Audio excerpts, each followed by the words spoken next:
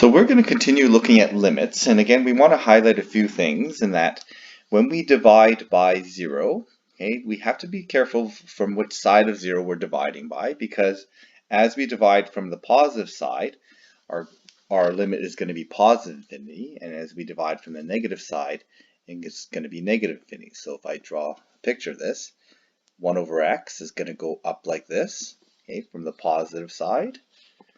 Okay, so that's going to be positive infinity. So that's going to be what's going on here. And as I approach 0 from the negative side, okay, it's going to look like that. And from the negative side, it's going down to negative infinity. Okay, so we have to be careful which side we're approaching 0 from.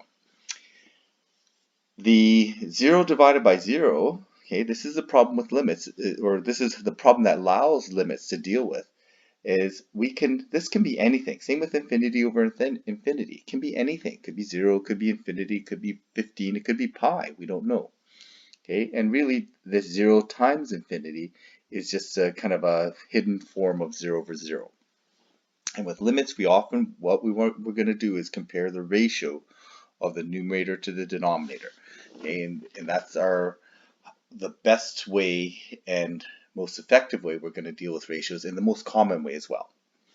So we're going to characterize these limits into two types: endpoint behavior, so what's happening at infinity, okay, and what's happening locally as x approaches some values.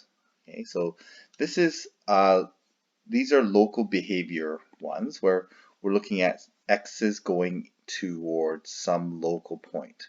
Okay, so as x approaches, in this case, negative 3, or we're going to look at x approaches positive 3. So as x approaches positive 3, from the positive side, right, we have these left and right hand limits, and these tell us different things. So as we approach from the positive side, this is a one-sided limit. It allows us to evaluate these points which are discontinuous. Okay, so here, there's my limit from the positive side. Is going to that point there. And it looks like it's going to negative 3. Okay, so that's my right-hand limit. From the left-hand side, it looks different. Okay, so we need to have a different limit coming from the left. Okay, so we need to do these as one-sided limits. Okay, as a two-sided limit, this limit does not exist, but from the right side, it's equal to negative 3, and from the left side, it's equal to positive 2.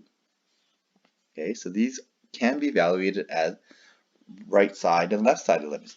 And again, just a reminder, limits are where it looks like it's going. Limits don't care that this actually ends up at negative 1. Okay, the fact that it ends up at negative 1 here, that's irrelevant for limits. Limits don't really care. In fact, limits aren't useful for evaluating what's happening at that point. Limits are used to go to points that we can't get to. Okay, and we need a limit to do that because we want to see where it's going. So because the limits are not the same from left and right hand side, we start talking about this issue of discontinuity. Okay, and discontinuity is exactly what it looks like. It breaks apart.